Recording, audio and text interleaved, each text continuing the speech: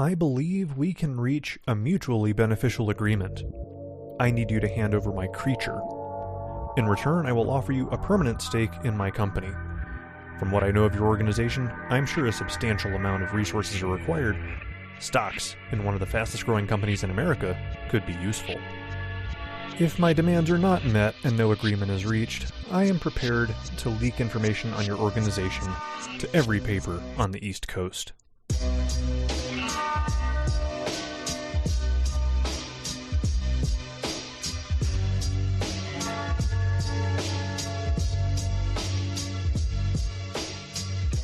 Can't trust old people, man.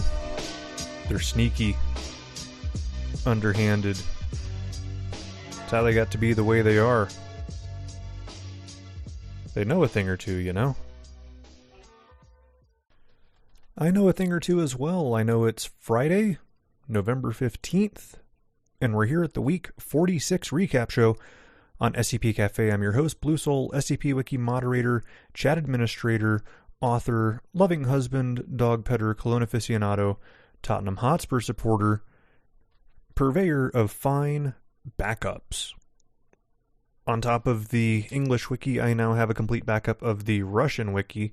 Not a moment too soon. I don't know how things are going to ultimately go with the SCP Russia situation, but I thought it would be prudent to go ahead and take some backups, so I have not only every page on the Russian wiki, but every revision of every page, as well as every file uploaded to it. So with that, we should be good to rebuild it in a hurry if we need to. The only thing I don't have complete at this time is the forums, and that code's not quite finished in the same way that I don't have the English Wiki's forums fully backed up either.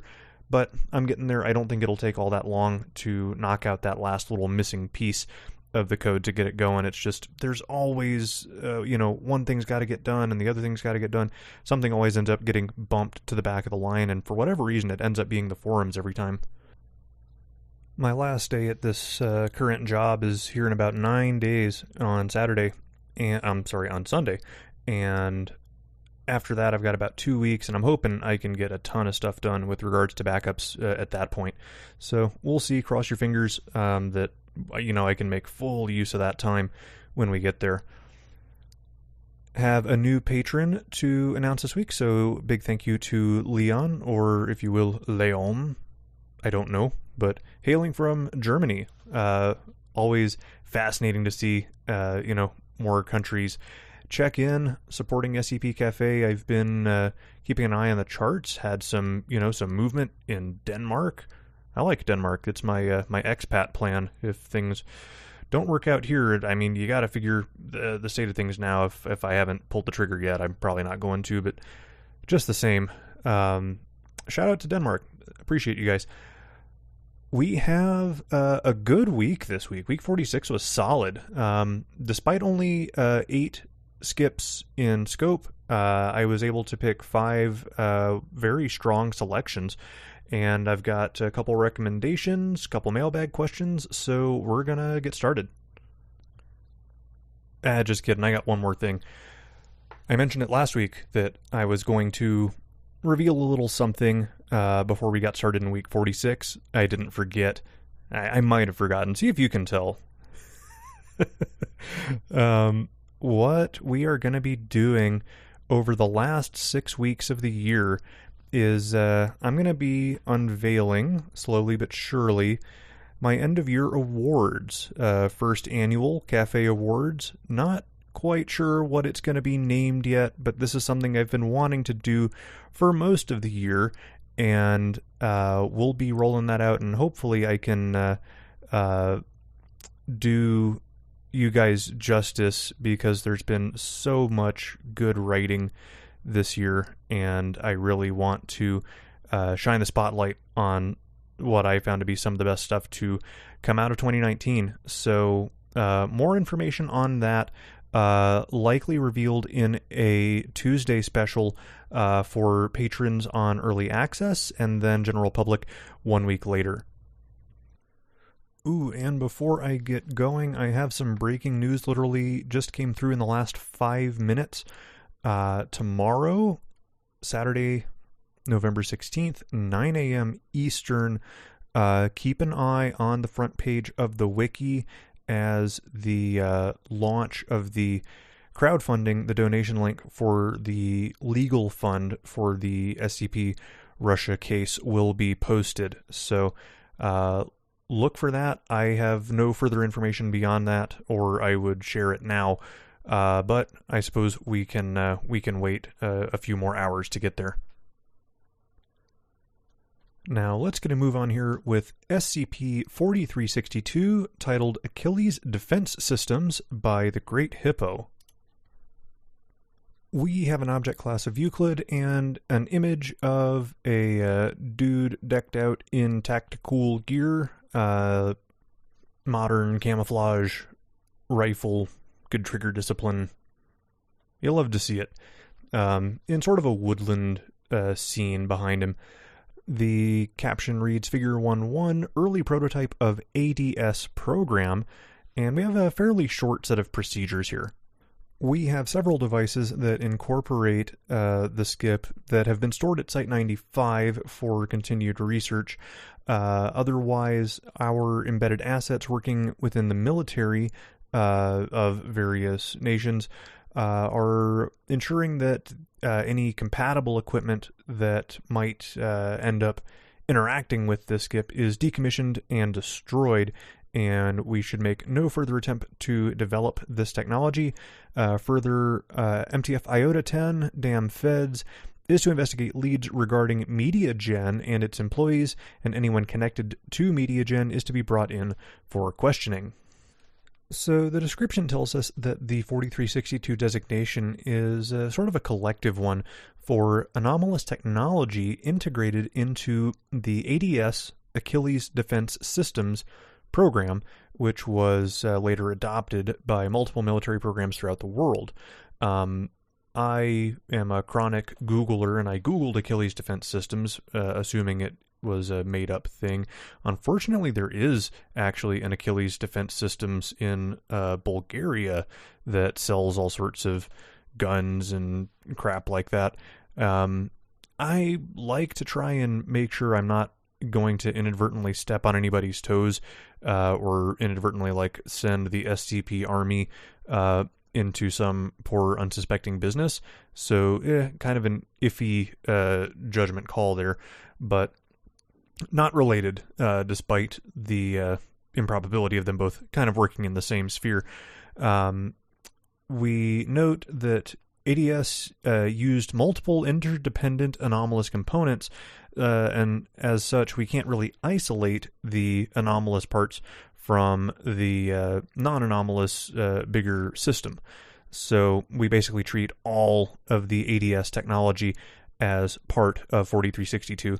And we have a paragraph in here basically going into the history of ADS, and it was basically a $27 billion bust after the idea was scrapped in favor of the non-anomalous Future Force Warrior project, which is legitimate.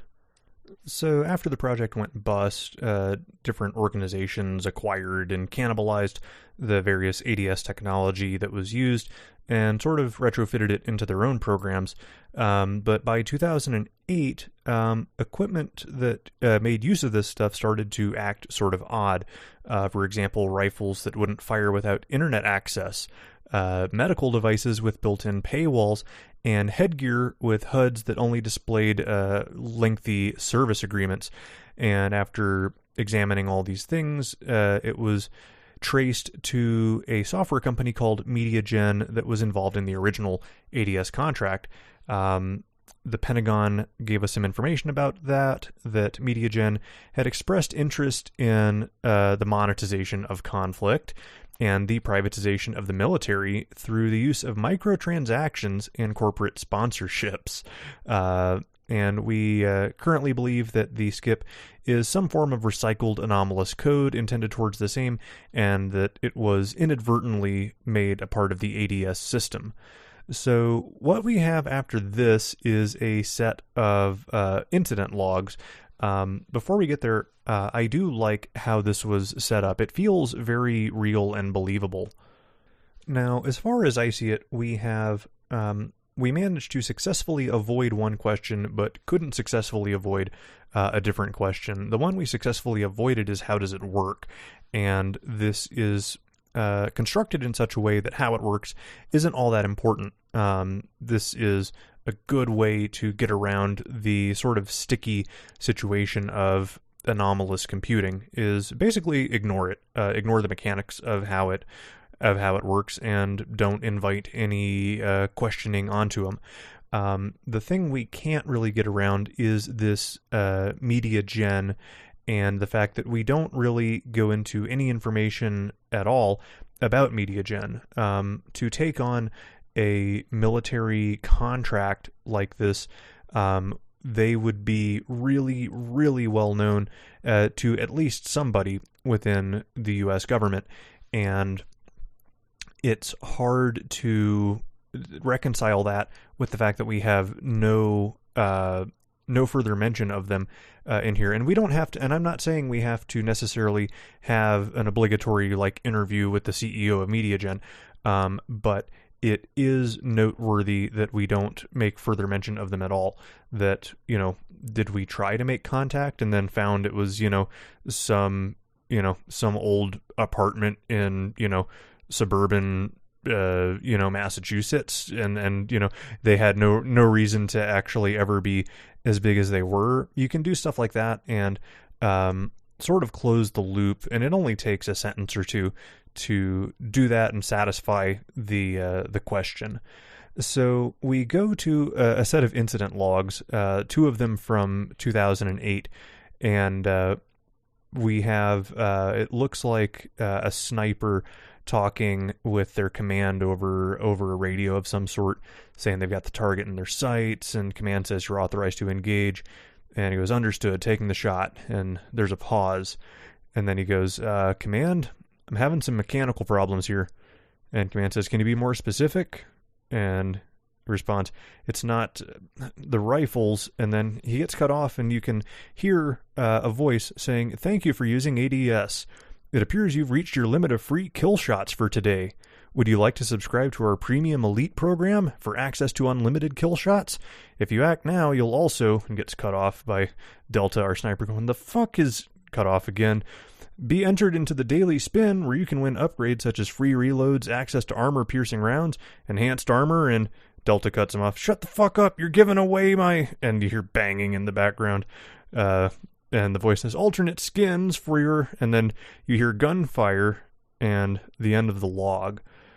I like the way this was constructed in that it starts out funny and ends up kind of terrifying that this thing, was loud enough to give away their position and potentially kill this sniper. It's a good transition from humor to horror, just within a few lines of dialogue.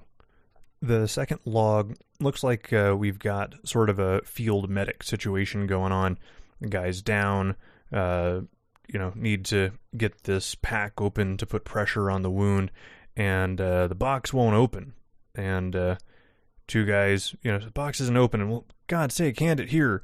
And then you hear same voice, access to the combat medic class requires you to earn at least 300 battle points. However, if you'd like to purchase battle points, we offer several payment options. And, a big outrage. Like, shut the hell up, open up. And the voice is, the intent of our battle point system is to... And the guy says, Jackson, hand me that rock. And the voice says, provide soldiers with a sense of pride and accomplishment for unlocking. You hear thuds as the thing's getting, the dude's banging on it with a rock. And you hear a staticky voice now, remind you, unauthorized use is a felony under... And then more thuds, followed by a sharp crack in the end of that log. So the providing soldiers with a sense of accomplishment is, a pretty notorious reference to the Star Wars Battlefront 2 debacle. And I like the premise here of, having basically like real life DLC for the military. And that was a really I liked the inclusion of that line. The last thing we have in here is a second addendum, a drone incident. In 2012, MTF New 7 Hammered Down was involved in a conflict with the Chaos Insurgency. Sergeant Miguel Perez acquired one of the attacker's firearms after his own weapon became inoperable. He was not able to fire it, but provided the weapon with credit card information after being offered an exclusive sponsored drone strike pack. After the transaction was completed, 6 unidentified drones manifested above the enemy's position and eliminated them via sustained bombardment. And we have a note here saying, witnesses reported a voice overhead stating, this drone strike was brought to you by Miguel Perez in cooperation with McDonald's, and was accompanied by the sound of a commercial jingle and slogan. Sergeant Perez was reimbursed to the tune of approximately $15,000 to his credit card, and investigations into McDonald's involvement in the paratech weapon industry are ongoing. End article. So I'm not a huge fan, admittedly, of throwing McDonald's into this. I think you could use a more obscure company. Reason being, we are sort of, when we do this and we bring in a household name sort of company, they have so, like, a lot of what they have to do is so wide open because they're publicly traded that it is hard to imagine they're keeping that level of secret. You have an opportunity to bring in a company of your own choosing, something of your own creation. You get to avoid a lot of head scratching, and truth be told, I think the ending is a little flat. I'm not a big fan of the investigations, blah, blah, blah, are ongoing as the last sentence of the piece, because it's a pretty commonly used trope at this point, and it doesn't really buy you anything. We can generally assume investigations are ongoing because the document is sort of a living document, and it tells us, and you know what you could do if you want to turn it from a negative to a positive? Take that last sentence, stick it in the procedures. Then you've got at the end of these procedures, before you actually start reading the piece, investigations into McDonald's involvement in the paratech weapon industry are ongoing. Stick that in there as a standalone little line, and all of a sudden you have probably hooked the reader. They want to know where you're going with this. So that's my 2 cents on that. Overall, the piece is great. It's a fun concept. I'm kind of shocked this hasn't been done before, and maybe it has, but nothing is jumping out at me. I think it's just a little momentary surprise on my part when we have, what feels in hindsight like a really obvious idea executed well. This is a very enthusiastic +1 from me. Moving on, SCP-4374, titled This Is You by Kybard, who has sort of come out of nowhere and dropped 3 what look to be very solid works. The other 2 are technically in scope for weeks 43 and 44, which I have still to read and recap. Anyway, we have an object class of safe and an image that is described as the skip itself. It is a pair of silver on-ear headphones with black velour, black headband, and our procedures are all of 3 sentences. It's to be kept in a secure storage locker at Site 15. Personnel are not permitted access without research authorization, and an update from August 12th of last year saying security personnel are to escort any researchers who handle 4374 to ensure prompt recontainment after testing is complete. Now, having read ahead, I feel like this is a little too vague for what's to come. You may need to be a little bit more obvious than that for where you're going if you want to actually hook the reader or give them something to look forward to in the piece. So the skip is then described more or less as I just did. It also notes it has no wires, which checks out in the picture here. It also notes it contains no electronics that would allow for wireless transmission or audio playback. That is a bit of an ambiguous sentence. It could mean that it doesn't allow for wireless transmission or wireless audio playback, or that there's actually no audio playback electronics in it at all, which is to say there are no speakers in the actual cans. That would be interesting, but I'm not sure in reading it which way it is intended. The next sentence in this is a little confusing as well, because it says, when worn, SCP-4374 plays audio of a voice with no discernible qualities, and in parentheses it says, e.g., no clear age, gender, or regional background. That is very, very difficult for the reader to try and visualize, or the whatever the audio equivalent of visualizing would be. How do you get the reader to imagine what a voice with no qualities sounds like? I don't think you can, and I'm going to admit I don't think it buys us anything at all in the work to do that.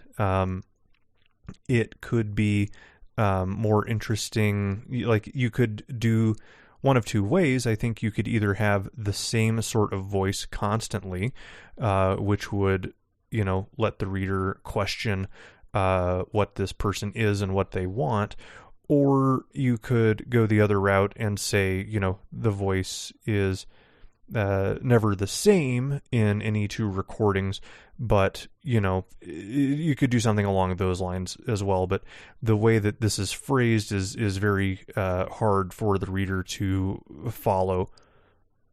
It then says, this voice will describe a specific scene from the second person point of view.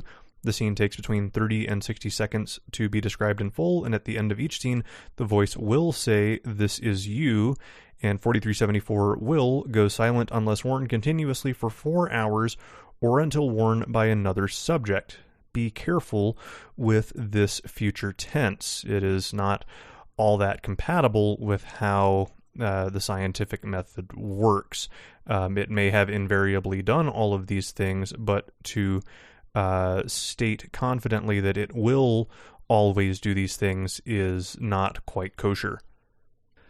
It then says that attempts to amplify the skip's audio have failed, and if two people listen to 4374 by each holding a different headphone, each will report hearing a different scene.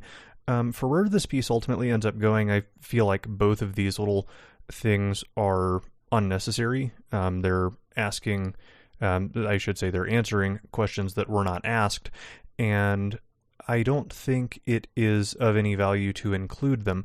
Let us record it. Why not? Or if it's, if it's supposed to be that that's a very important part of it, it doesn't really come through in the rest of the piece.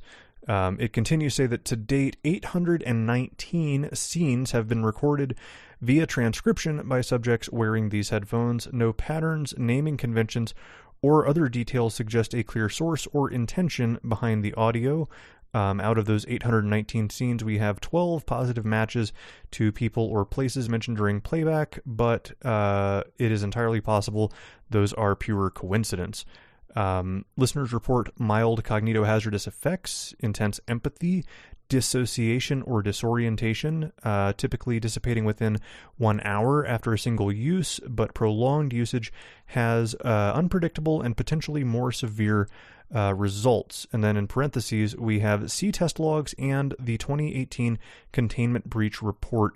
That tone could be improved just a touch, see addendum 1, see incident report 2018, dash whatever, just to make that a little more polished for our presentation here.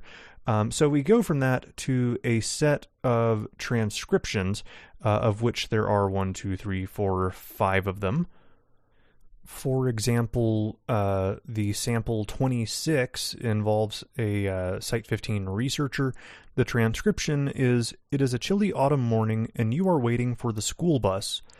Your sister has saved a strawberry lollipop from yesterday's visit to the doctor and she refuses to share.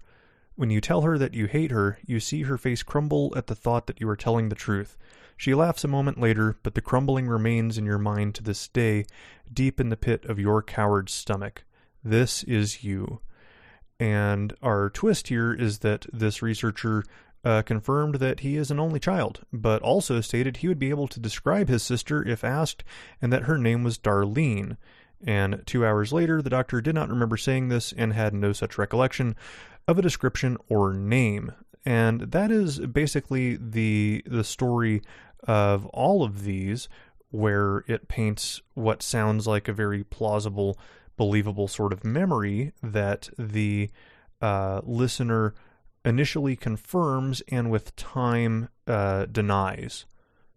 Each one of these transcriptions is very well put together. They're very visceral, detail-oriented sort of things that the author does a good job of putting down in a way that you, in your mind's eye, can construct it very believably. We have an addendum regarding a 2018 containment breach involving a Dr. Jack Gillespie, who is mentioned in one of these transcripts at the age of 73 in this log between him and Dr. Kate Manning. Dr. Gillespie basically made off with this skip, with these headphones, for 2 days after the his exposure to it, and he ends up returning it willingly and consented to an exit interview before submitting to amnestic treatment and reintegration into civilian society. It is an interesting sort of conversation, one in which Gillespie waxes eloquent on the nature of memories and how they connect with his life, whether or not the facts of the memory are that, whether they are real or not, is not nearly as important as the memories themselves. He states in here that David Hume, which I like naming our Hume Levels creator, defined the self as a culmination of our collective prior experience, and the past few months have led me to reject that almost entirely. And Dr. Manning prompts, because your experiences, your memories, are no longer entirely your own? Gillespie agrees with that. Says, yet at no point did I lack conviction in the knowledge of my identity, of my memory, of the frame of my silhouette. It doesn't matter that the silhouette warped and shifted over time. Don't you see? It always does. And Manning says, I'm sorry, I don't understand how you're so content. And Gillespie says, I'm content because I know myself, Kate. I know my mind. It's a wonderful plastic thing. Our self is redefined with new information and erases contradiction. We are who we always were. We reconform and find a new peace, a new understanding, which is, of course, the same as it ever was. There's a lot of things along those lines in this piece. Manning objects to this, says, even if you've rationalized it, your sense of identity is still damaged. And Gillespie says, I know myself, Kate. Experience is merely detail. I stole $10 from my mother's wallet. I killed the class goldfish. I ate 3 hamburgers at 2 a.m. and vomited scotch onto my girlfriend's bed sheets. I sprained my ankle in the last leg of the New York City Marathon. I met the Pope. I cried myself to sleep beside my granddaughter's casket.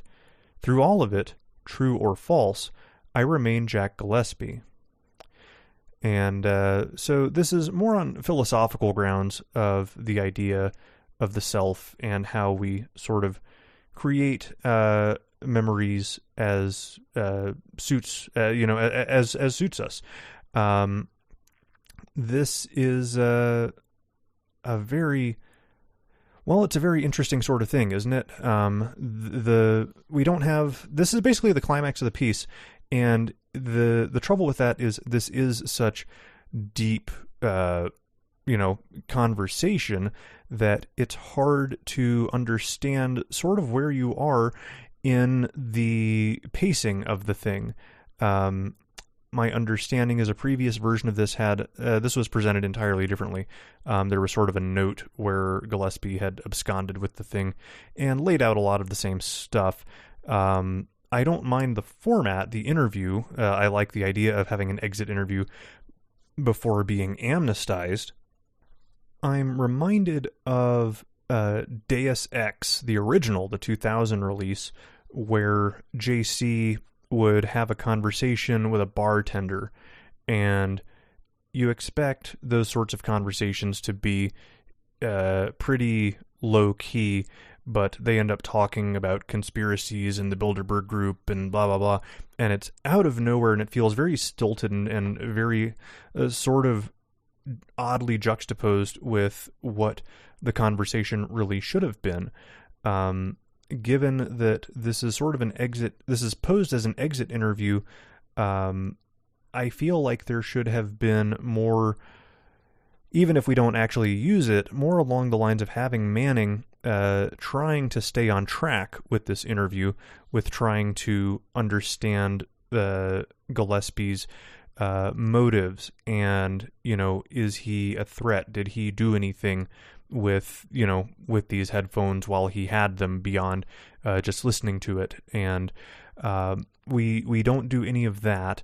What we have is basically a vehicle for Gillespie to talk about the nature of memories and the self. It's an interesting conversation, but it's an odd sort of thing, even to, how do I want to say this? We're spending a lot of time letting Gillespie talk to the reader and talk about things that, he feels are important, and thus the reader should feel are important. And we don't spend any time going back and trying to explain much about the nature of the anomaly itself. So we don't have anything about where the thing came from. We have nothing about, the efforts we've gone to try and identify, or, anything of that sort. So I think that hurts the piece a little bit, because we spend a lot of time focusing on things that the reader wasn't expecting to really focus on in the end. But all that stuff is fairly pivotal to the piece as it is constructed, so I have to sort of take it on that basis, and on that basis, this is a no vote. The descriptions, the very visceral memories, everything in that regard is really well put together, but from a narrative and structural perspective, there are too many issues for me to give this, an enthusiastic sort of +1. It feels like there should be a little more time spent trying to put yourself in the position of the reader, coming at this with fresh eyes and trying to understand what you have set out for them and what their expectations are as the piece progresses from beginning to end. Moving on, SCP-4379, New Sun Will Rise and Shadows Quickly Fade, by Jack Ike, a 6-year vet, and their first appearance on SCP Cafe.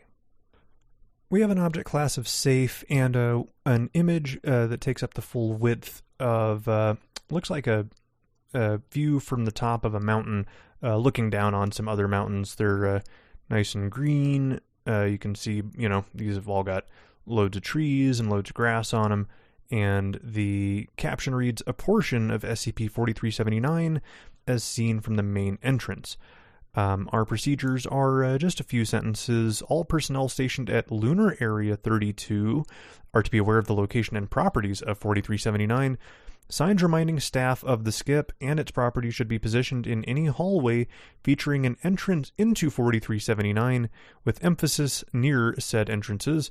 Personnel attempting to enter it via the attached ventilation shaft must be equipped with a functional parachute, and explorations into it must be pre-approved by a staff member with level 3 or higher clearance. So I like this, that we have to juxtapose the procedures with the image we've got, which is clearly outside, and that it is clearly the skip we're talking about, and yet we can somehow enter this through a ventilation shaft. So it's enough to get you thinking early about what might be going on. And the description has an odd thing going on, and I'm going to go over that. The first sentence, SCP-4379 is an extra-dimensional location replacing the former office of the Assistant Director of Research at Lunar Area 32, and we have a footnote here. The weird thing is, this is footnote 2. Where's footnote 1? Well, it's not visible. We're going to come back to that at the end, because it may put this whole thing on its ear, but I'm not sure if it does or not, so you'll have to tell me what you think. So the office is no longer able to be accessed. You go in through the door, go in through the ventilation shaft, whatever, you end up in this arboreal mountain range of indeterminate size. We've sent exploratory teams in and not found any boundaries or coastal features within or beyond 1,000 kilometers of the entry point. Light is provided by a star consistent with our sun located directly overhead. It appears to lack a magnetic field, meaning we cannot tell where we're going. We've settled on calling north the view from the front door. So we also note the gravity within this area is about equal to Earth's as well. The atmosphere is identical to that of Lunar Area 32 at any given time, excluding a 10% increase in humidity, which is adjustable. The climate is adjustable by altering the settings of Lunar Area 32's atmosphere regulator. So, odd sort of connected thing we've got here. We believe this correlation connects to the ventilation shaft that was formerly connected to this office. It now leads to a point several kilometers above ground within 4379, and we don't really understand how this works. That probably goes without saying. The biodiversity of this forest consists entirely of 7 endemic species of flora, all genetically related to species found on Earth. Of these, we have stone pine as the only non-grass species present, and we have encountered no fauna whatsoever. That is not entirely true, and we could probably do a strike through or something here for our thing at the end, because I don't think it was set up well enough for as late in the game as we get it. We note genetic analysis of soil samples remain inconclusive.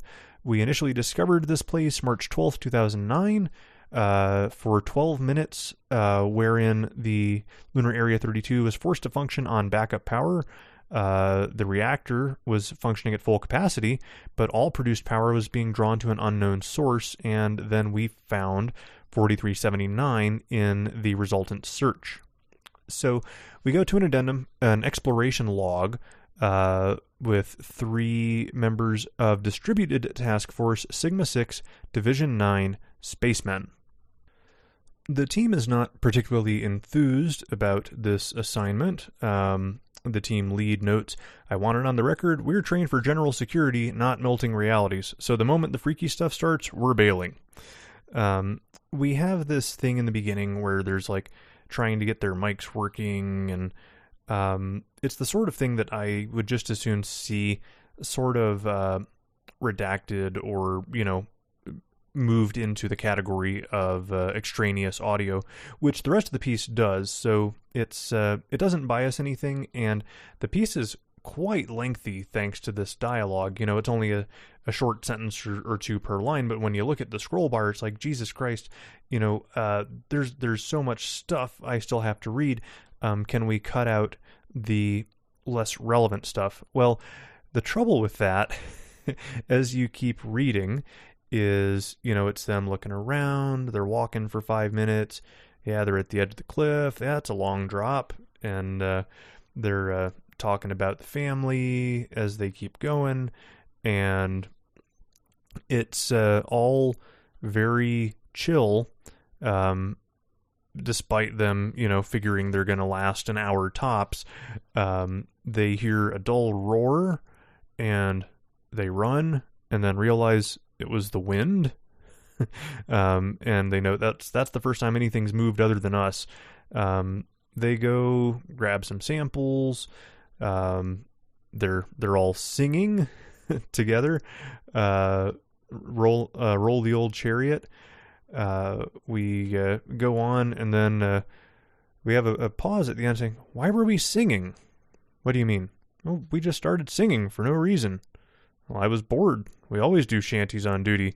"I mean, I remember us doing that, but did we actually do that? Or are we just remembering something that never happened?" And they're kind of working themselves up a little bit. And I guess, damn cog hazards. And they get after... This is a lot of walking, because we've got a lot of 5-minute bits of extraneous audio redacted. So 5, 10, 15, 25, 30, 40, 45 minutes of walking. And that's not all that long, honestly. If we explore for 1,000 kilometers, that's damn fast. So they get to the ridge and they find some water. So that in itself is a little difficult to reconcile with our initial description of the thing, that we didn't find anything. Well, I guess we said we didn't find coastal features, but we didn't say anything about lakes or ponds or whatever. So I guess we're good there. So they're freaking out over having to collect this water. Trying to argue over who's going to do it. They rock, paper, scissors for it. And then it comes down to first one to slap. And okay, you go. And so they do it. Very reluctantly. Gets the water. Gets out. Finally asks, "Why is there only 3 of us?"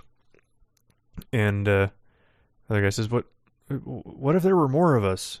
And one goes, "Oh, not this again." The other one goes, "All right, Buzz, if you don't shut up about this memory crap, I swear I'm going to get you disciplined." So, this continues on. What do we do? We'll quarantine first. We'll check for biohazards and all that. Can't risk it getting out in Area 32. And then they start talking about what they're going to do after they're done. And then we sort of wrap it up at the end. Says, "So, synopsis of the expedition?" Said, "Well, we walked for an hour. Got spooked by the wind along the way. Found a lake. Came back." "Yep, that's what I remember, sir." "Yep, same for me. Anything out of the ordinary?" "Other than the fact that nothing happened, nope." "Nobody got killed?" "No." "No pursuits by a primordial curb-stomping deity?" Not that I recall. We just came in, took some samples, wandered around, and left." "Yeah, that sums it up." Well then, I guess I'll see you two after quarantine." So they were quarantined for 72 hours. And absolutely nothing happened. Man, you got to be careful when you're doing a log like this that's this damn long, and it's just them kind of scaring themselves because they're so damn jumpy that something's going to happen. You kind of risk pissing the reader off, because this is, you're spending their time, and it's like, okay, we better be going somewhere with this. So our second addendum is restricted to level 3 personnel, and it is an internal memorandum regarding the site director. The site director was mentioned by name a couple of times in this dialogue. So in this internal memo, it's regarding this site director, and we note, this is classified level 3. Analysis of the samples taken by Sigma 6 Division 9 revealed several abnormalities that are not included in the level 2 or below version of this file. These abnormalities have consistently reoccurred in all samples taken within 4379. In agreement with the Ethics Committee, these details have been classified in the interest of maintaining on-site morale. Now you've got my attention. And preventing unwarranted speculation or overreactions as demonstrated by our agents in the first exploratory log. The surface of SCP-4379 is uniformly covered in a thin layer of dead human skin cells. Further, soil and stone samples taken from throughout the skip universally contain traces of human DNA in varying states of decomposition and are significantly composed of decayed and or compacted human fecal matter. So we're ramping this up right sort of at the end of this thing. Water samples taken from throughout 4379 universally contain traces of human DNA and contain evidence to suggest they are or were predominantly composed of human saliva, sweat, and or urine. All DNA samples match, but do not match records in any databases accessible to the Foundation. Analysis of the fecal matter suggests the source subsists on a diet consisting exclusively from the flora found within the skip, predominantly the seeds of stone pines. On February 8th, 2017, the members of an MTF engaging in a week-long exploration into the skip reported discovering a single building south-southwest of the main entrance. We have a photograph attached, and if they found it, they probably could have gotten closer to take a damn picture of it, because this thing is a speck, a little white square in the midst of miles and miles of mountains. The building was comprised entirely from materials found within 4379, predominantly stone, and showed strong evidence of having been inhabited at an indeterminate point. We found numerous stone tablets throughout, so we were close enough to take a better picture of this damn thing. All of these tablets were engraved with text that appears to be a degraded dialect of or linguistic descendant of modern English. Several rooms throughout this building were devoted entirely to the storage of large quantities of stone pine seeds. And our last paragraph here: several members of staff have reported seeing glimpses of a, quote, man in black clothing mid-stride, unquote, approaching the entrance of 4379 from the interior. Comparison of the reported locations of the entity, now designated -A, in consideration with physical proximity, strongly suggests the entity has approached, / is approaching, / will approach the entrance of 4379 in an asynchronous order. -A has not yet been sighted outside of 4379. End article. I'm not blown away with the ending. I don't think we do enough to get the reader invested in who this man is, or what they want, or what will happen when they leave. We've left it awfully late to say, oh, by the way, the place is inhabited after all. I do like how on the one hand we had this, very prosaic, very boring exploration log, and then we have sort of the truth about what they actually found that we're keeping from them to sort of keep everybody happy. I feel like basically everything, once we start talking about this building, everything, including the building onwards to the end with our mystery man in black, I don't think it buys anything in this article. I don't think it is sufficiently expounded upon to be worth the short inclusion that it gets. And it's, I don't know, it's like all of a sudden we went from a very straightforward thing to now we're doing like 3 things at once at the very end. And that leads for sort of an unsatisfying ending. Now, going back to the footnotes, the issue of the footnotes, where is my footnote 1? If you go into options and page source, we have a slightly different thing going on in the source, where we have quite a bit of corrupt data that is somehow kind of hidden from us.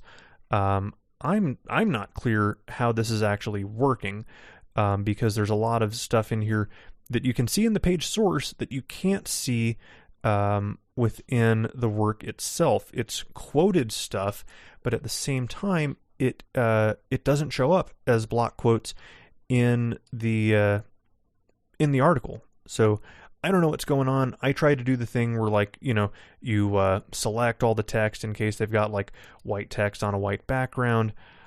I can't make it show up. The trouble with that is if it is invisible, it may as well not exist.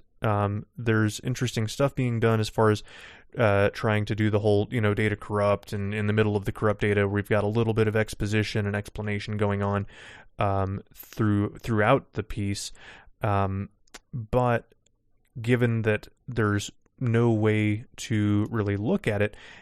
I didn't notice the footnotes weren't right in my first reading of this thing and would have had no reason to go look at the page source. For that matter, some of this stuff is actually wrapped in the comment tags, the wiki.comment tags. So for me, it's like, okay, canonically, this text does not exist. I don't have another way to say it.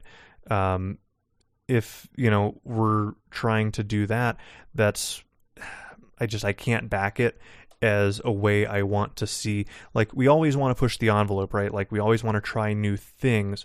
And given enough time, you're going to run out of shit to try.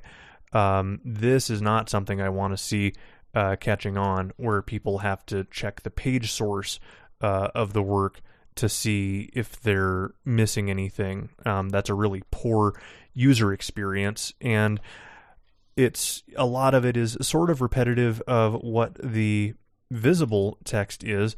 I'm not positive it's intentional, but it's interesting, and it is not enough to keep me from upvoting this. I like how a lot of this is kept rather subtle. The dialogue in here, despite the absurd length for nothing apparently happening, by the time we go back and sort of reveal what happened, even though those guys weren't aware of it, I thought that was really cleverly constructed. And if the hidden text doesn't exist, then I can't bring it into my my rating or lack thereof. So this is a +1 from me.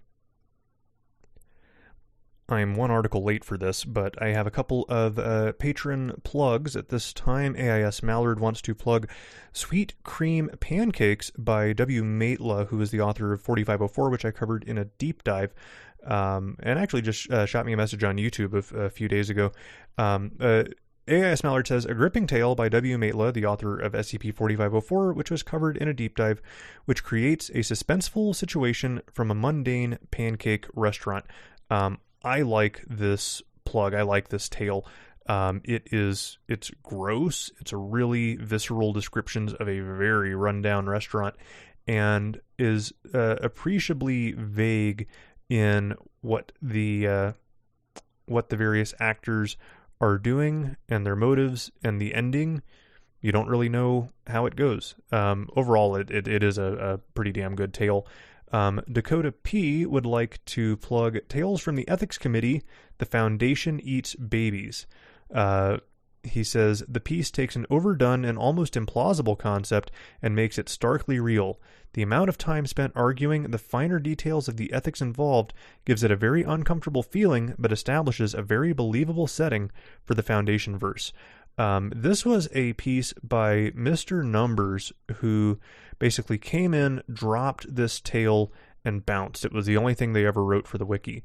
It is really good. The dialogue is outstanding. I highly recommend both of these picks.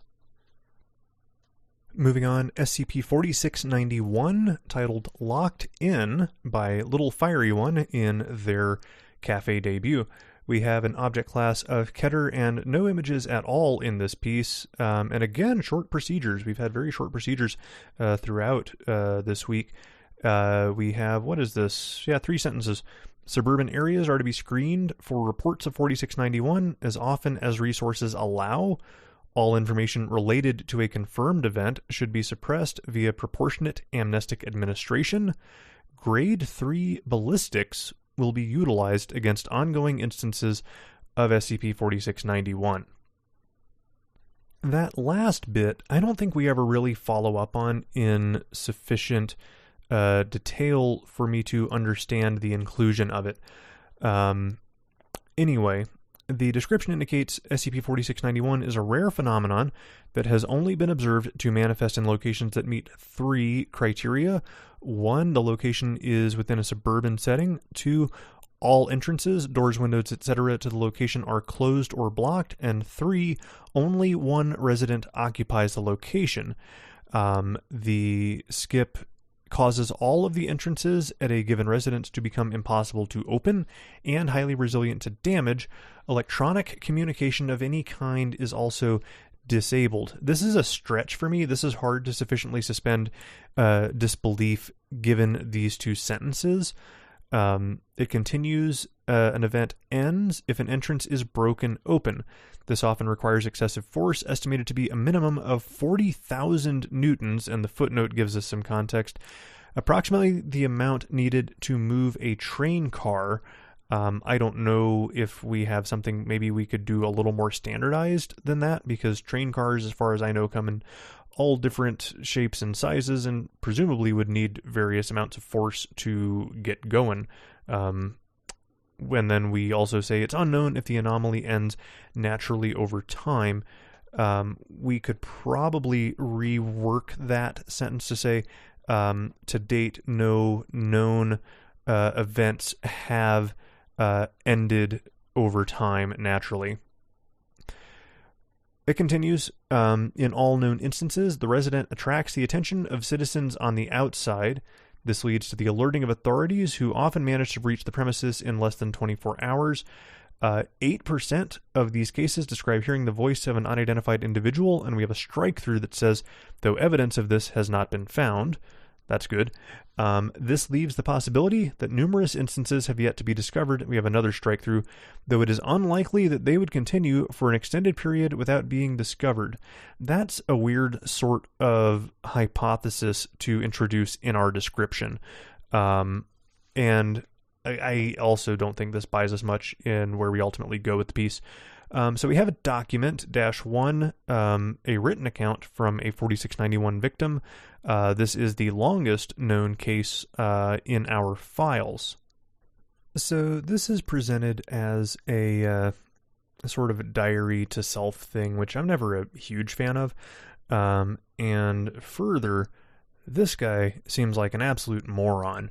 And I feel like it wouldn't be as apparent if it weren't for the fact that we have this thing where all the electronics don't work. And from a narrative perspective, I'm not sure what that buys us. I've thought about this, like trying to come up with a compelling reason for why we have that in this piece. About the only thing I could come up with is that it makes it take longer for the person to get help. And I don't think that's really a good enough reason to do it, because it's all these inexplicable things that you have to try and account for. And at the same time, if you want to tell this particular story that we tell in the logs, just, make this guy an idiot. He already feels like one. Just go whole hog with that and let the other people, call the fire department or whatever. And then we've got, sort of raised stakes on detecting these things. I don't think it's a good inclusion. So this guy is a developer, and like any developer with no internet, he is regretting not being able to get on Stack Overflow. It's a reasonable gripe. So the guy is apparently like a freelance programmer for hire, and he's got to get this thing done soon, or he's not going to get paid. And he notes in the second entry that he heard footsteps downstairs, which was alarming since he lives alone. You think? Then I heard the sound of clutter being moved around, and I figured they could have been a burglar. I grabbed my phone and tried to call the police, but there was no service. I held my breath to stay quiet. If they thought I wasn't home, they might just take what they wanted and sneak away. But then I heard them shout something upstairs. Time to eat. The voice sounded like an older woman. If it was an imitation of one, it was a damn good one. On the other hand, I couldn't imagine a kindly old woman invading like this.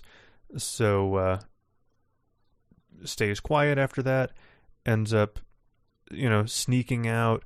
And what does he see? But the light is on downstairs, and on the table is a plate full of food. And from the scent, I could already tell what it was: seashore fettuccine.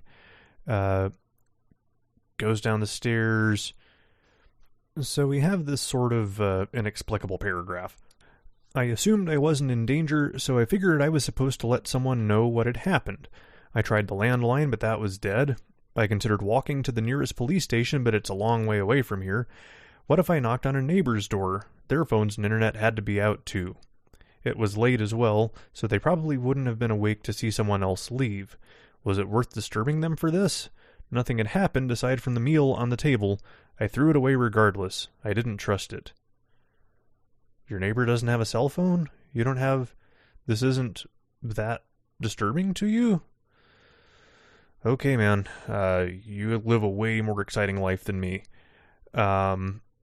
So, next morning, here's the same voice. Ran downstairs. House was empty yet again, and all that was left was a plate of eggs on toast. Phone still wouldn't work. Neither did the doors, to my surprise. Must have been the rain. The water would have swollen the wood. Sunny side up eggs. Yeah, they look good, but I still chucked it. I know nothing terrible's happened yet, but I'm feeling uneasy. Who had been in here? Why make me 2 meals? How did they get in if I couldn't even get out? Were they gone? Only one way to be sure. So the afternoon, I waited upstairs behind the corner. If they had more food, they'd appear eventually. Apparently it was 12 on the dot. I was ready. And then a power surge. The light in the dining room rapidly grew brighter, so fast it caught me off guard and hurt my eyes. Shut them tight and hid back around the corner. They said time to eat. I turned back to catch them. The spots faded. Still no one, just a fresh BLT on the table.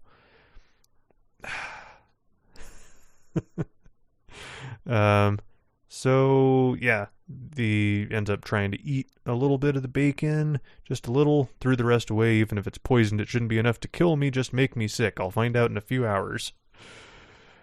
Man, oh man. So it continues like this for the remaining 1, 2, 3, 4, 5 entries. And fully 15, well, let's see here. When was our first entry? So this guy's been stuck since September 12th. By September 30th, the guy's parents tried calling his home, couldn't get a response, and called emergency services, who arrived before agents following the proposal-1 could stop them. This is an interesting sort of note we're going to go to later. After authorities managed to remove the door from its hinges, our intrepid hero here was found in his room staring at a closed book. He resisted being moved from his residence, but was quickly overpowered. At the local hospital, he was observed to be suffering from acute starvation. Medical examiners observed he had been consuming a viscous mixture of mucus and dust in amounts far exceeding the average produced by the human body per year. Embedded Foundation agents were alerted to the present instance of 4691, and he was taken into Foundation custody. The parents were given Class A amnestics and were told their son would have to undergo extensive physical and psychological therapy. No new information has been discovered from him at this time. So this thing hooked me when we have at the end, like he's been eating all this food and stuck, and then the twist is that, he's been sort of hallucinating in some way and is getting mucus and dust, and that's what they're living off of. So we're not quite done, though. We have this collapsible that says Proposal 4691-1, and this is a short letter dated September 15th to the researchers of 4691. It says, given how little information we have on 4691 and the recent discovery of the instance affecting our hero's home, I propose that instead of breaching, we allow the instance to continue as long as possible. Given his observed behavior since the discovery, it's clear the anomaly has more properties than we were initially aware of. Further observance could prove extremely beneficial in future cases. It is fortunate this instance was discovered by us and not authorities. Keep in mind that this opportunity will not likely arise in the near future, and it's signed Dr. Rogers, and that is where we end the article. So the idea here is that we were somehow aware of this guy's state and we're somehow monitoring him in the intervening like the entire time. I don't think this little letter at the end buys us anything at all. I get we're trying to like do sort of a cruel foundation here that, we know he's eating mucus and dust, but it's somehow sustaining him. So let's keep an eye on things and see what happens. It's not enough. It's right at the end. And again, when, you are leading up to a certain point, I think these last two sentences were like this thing with the embedded Foundation agents and the guy was taken into custody, blah, blah, blah, blah. And then this proposal, I don't think either of them were the way to end this thing. The thing where, he'd been consuming a viscous mixture of mucus and dust is something you'd want to put like right in the last couple of sentences if this is how we're going to do it, with like this sort of surprise twist at the end. What I might do if I was writing this is take the opportunity at the end to include a picture of somebody suffering from starvation. I'm talking, really obvious rib bones and that kind of stuff, and just slap the reader across the face with it at the end that no, he wasn't actually eating any sort of good food. And perhaps then we can try to note, investigation into this voice is ongoing, something along those lines.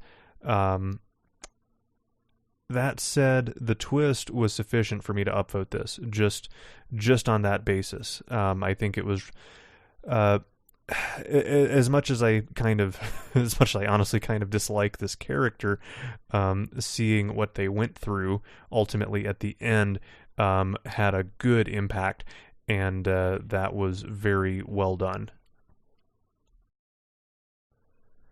Last but not least, SCP-4677, titled Coke, Cow, and Capitalism by Dr. Akimoto, who has been absolutely on fire.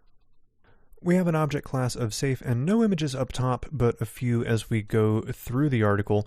We have 2 paragraphs worth of procedures here.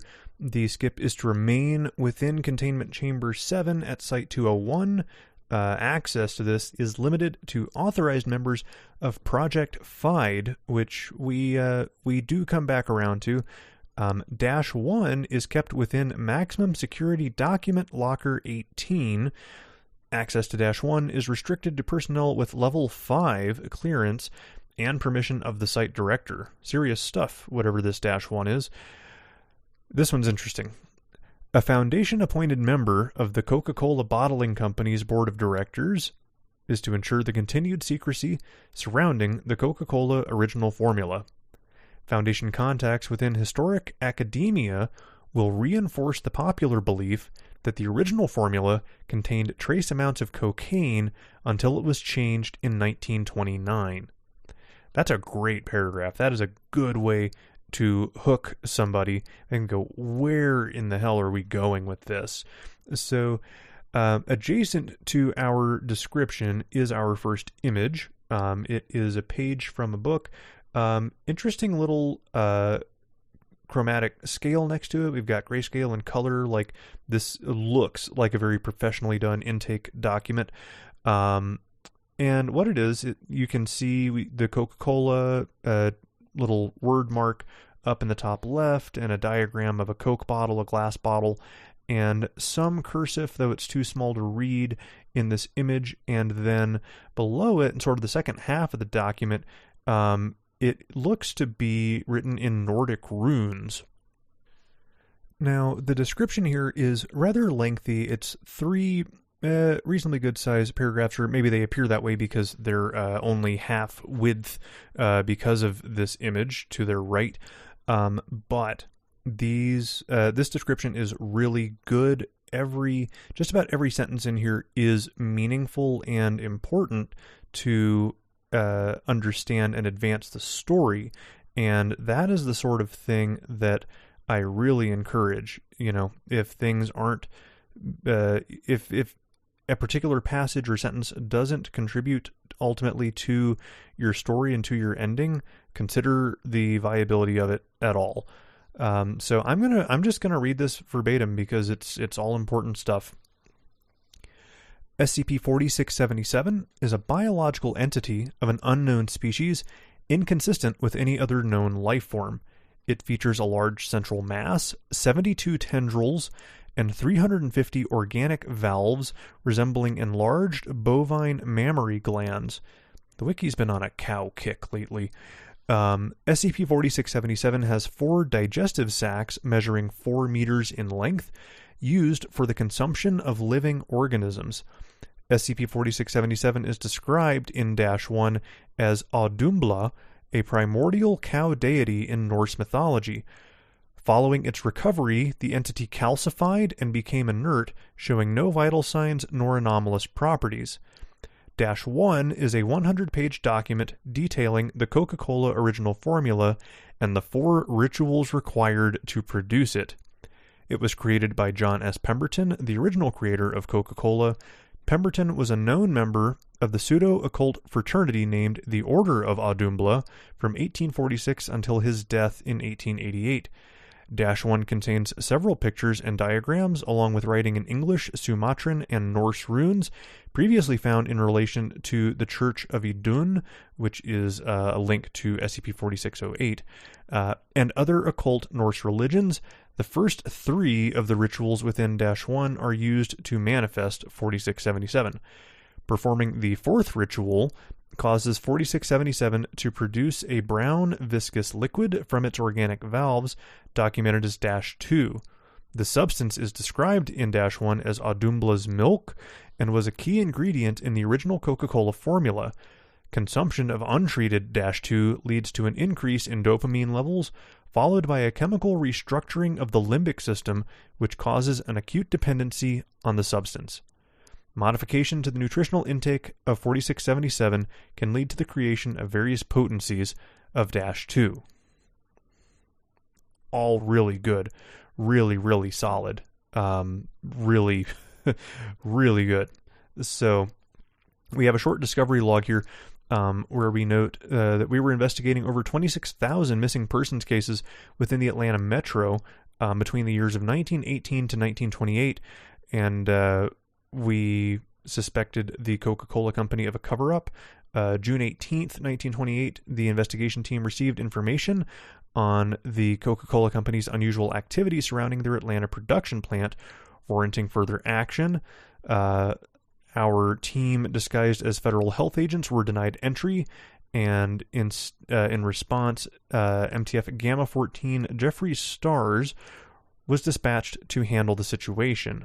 And upon discovery of 4677, Gamma 14 and Site 201 took control of the Atlanta production plant, and we have an interview conducted immediately after the acquisition of the factory.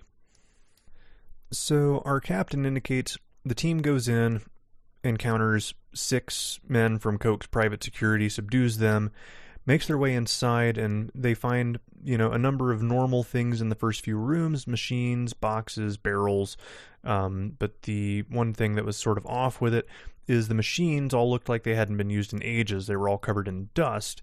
And once they got through that area, they started noticing the smell.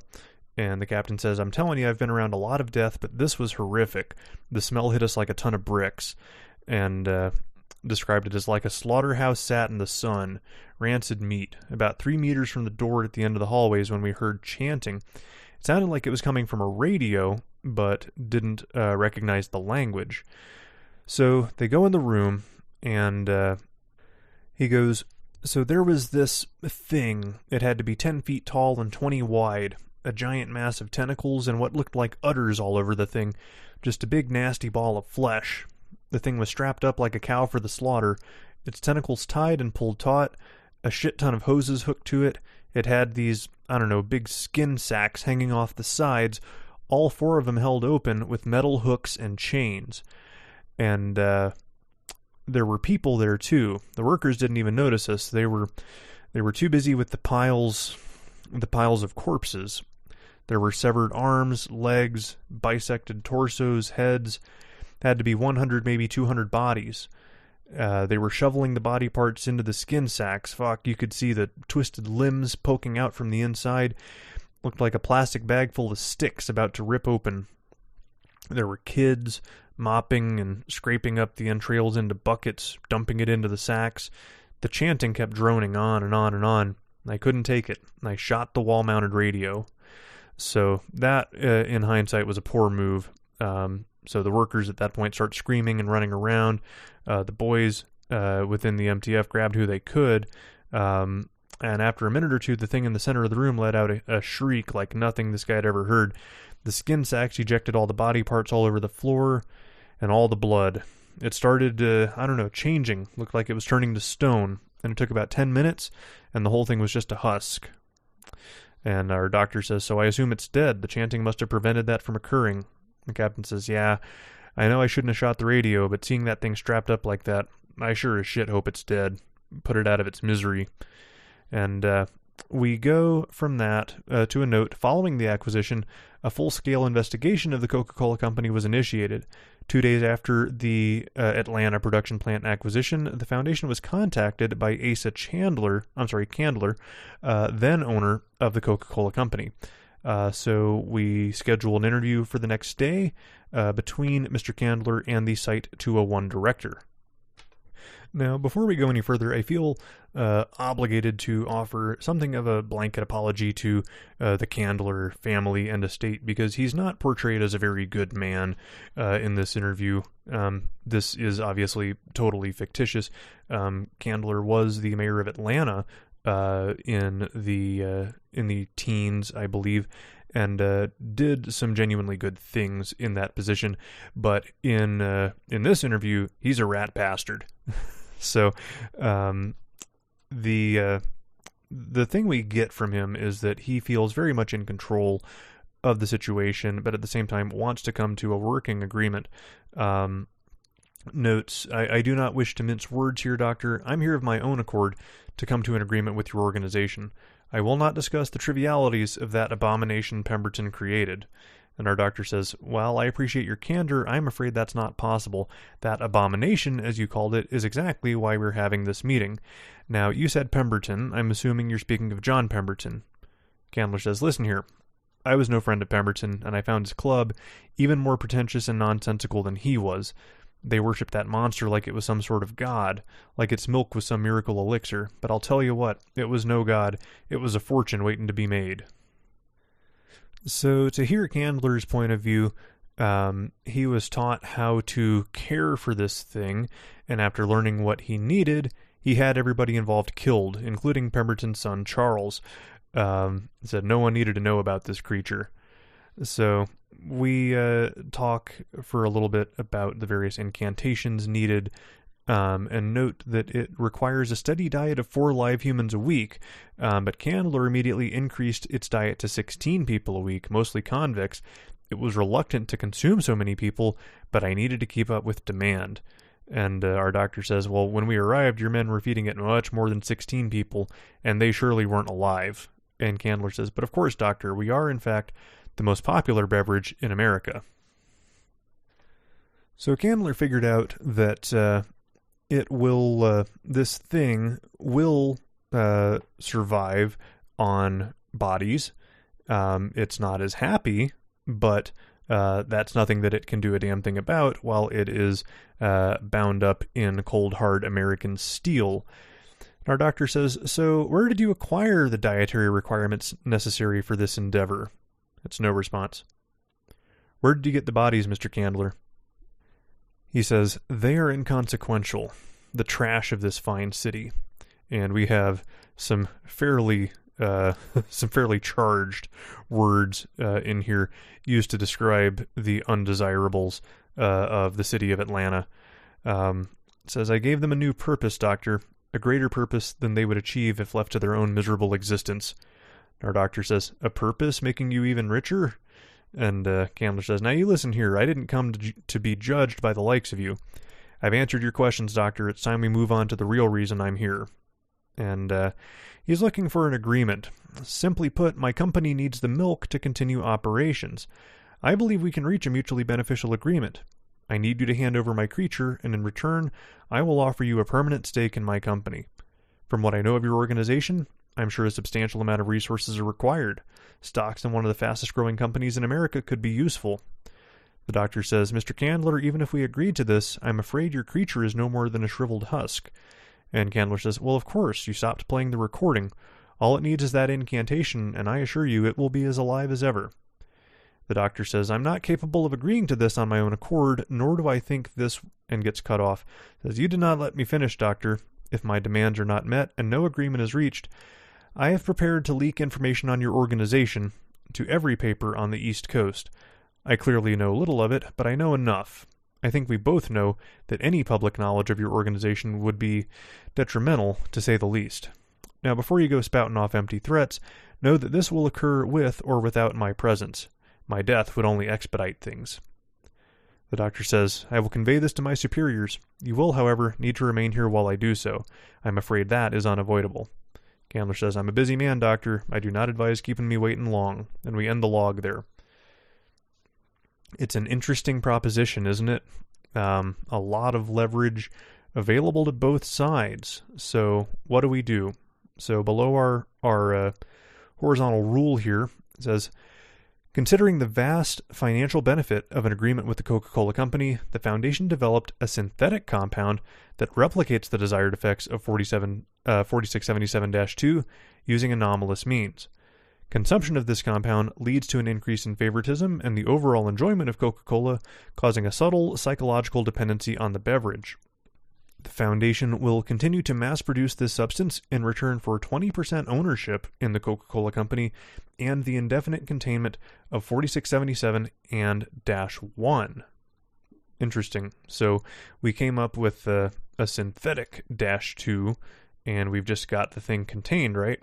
So below this, we have Project FIDE input credentials. This is a collapsible, and access is granted to Maintenance Personnel 14. This file is level 5 classified, Project FIDE bound through Fidelity.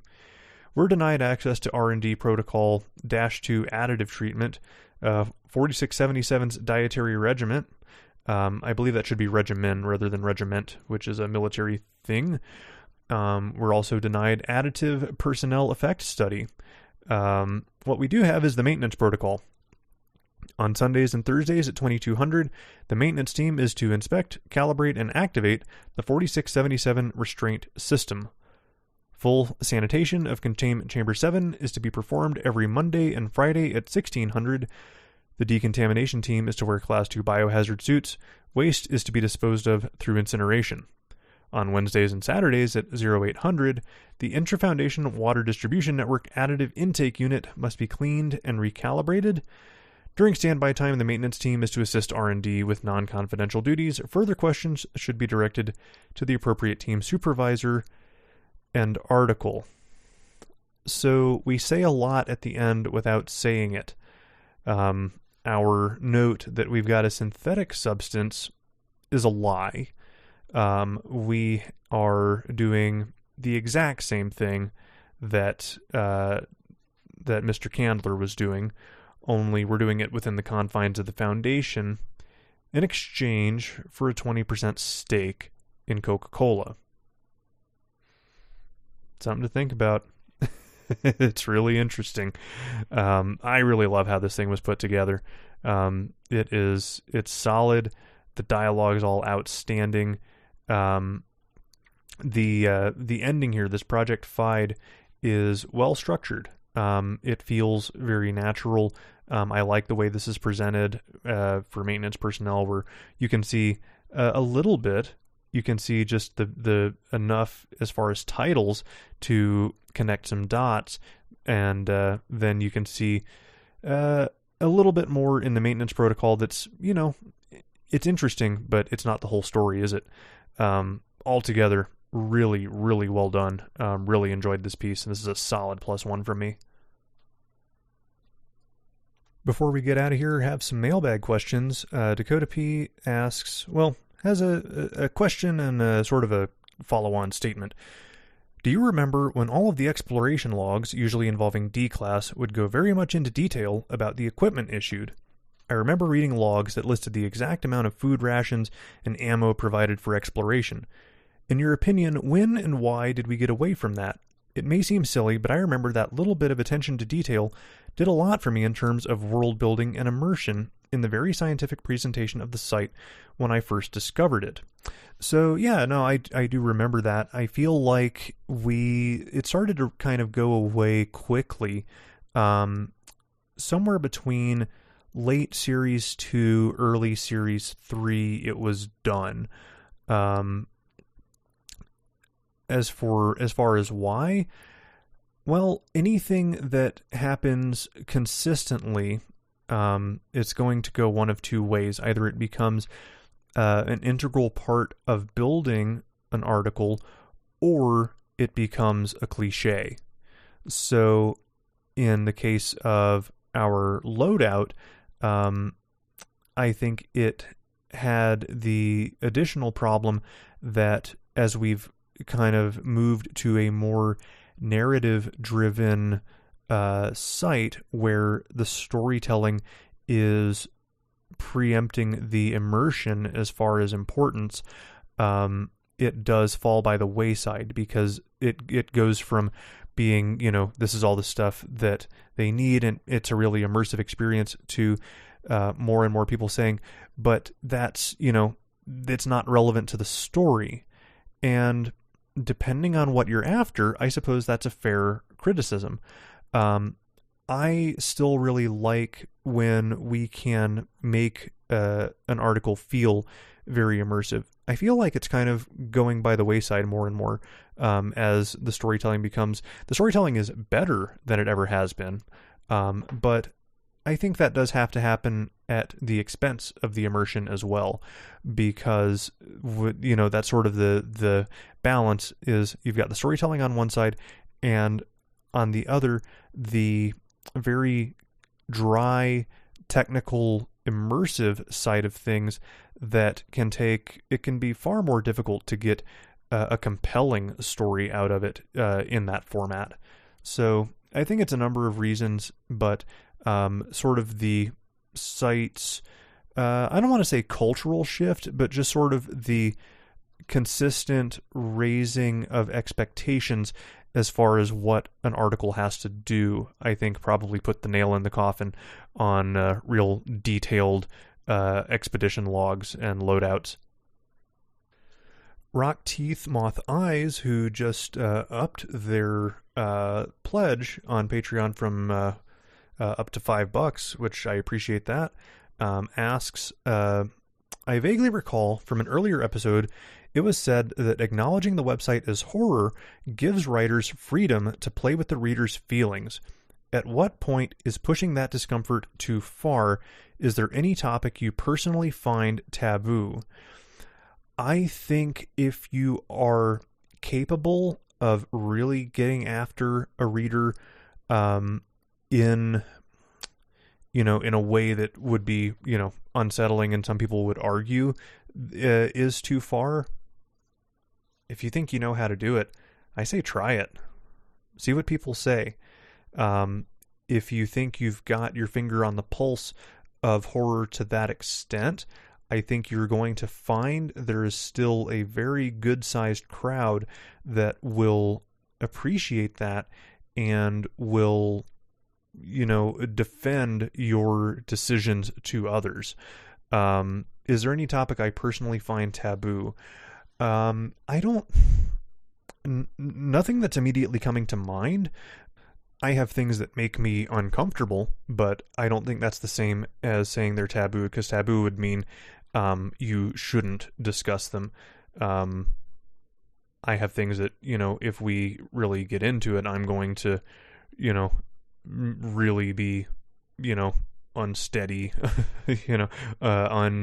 uncomfortable as I read it, but it's not the same thing. And if it's done well enough, it's going to be those, God, I hate this, but this was so well done. yeah, if it's a horror site. I still stand by that. For all the other fun stuff we do, that's still the roots of it, and that's still what people are coming for. That's still, what kind of, made the site famous and what we are all still kind of trying to chase. So if you can do it, if you can push the envelope of horror to a new level, you're really in the right place for it. Last but not least, AIS Mallard asks, what do you think makes the difference between a good contest and a great one? The community. It's, the topic is, of course, important, but the community, I think, will sort of collectively decide how excited they are about a contest. And I think having a little bit of lead time to let people sort of soak in the theme and the rules, and I will say I think timing is an important part.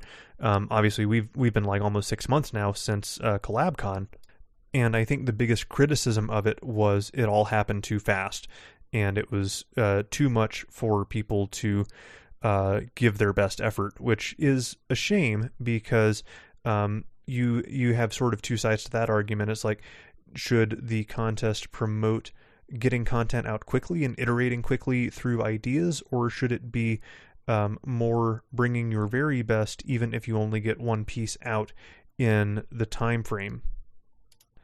And those are sort of two, different schools of thought on how to improve as a writer. I think iterating through ideas quickly is really important, and getting ideas out there and letting people tell you what they like about it, what they don't like about it, and doing that enough, you can sort of understand what your strengths and weaknesses are and begin to take that into consideration as you keep iterating and keep refining your voice, your ability to tell a story. So for me, a great contest would have an intriguing concept or set of rules and enough time for me to give it, my full attention on just coming up with the idea, and then the ability to get through it and discuss with people and see what other people are doing. And even though I'm just, I say iterating quickly, I like having a little more time, honestly. I've never pretended not to be hypocritical when it comes down to the writing process. I say things one way, and then if I'm being honest, I might actually like it another.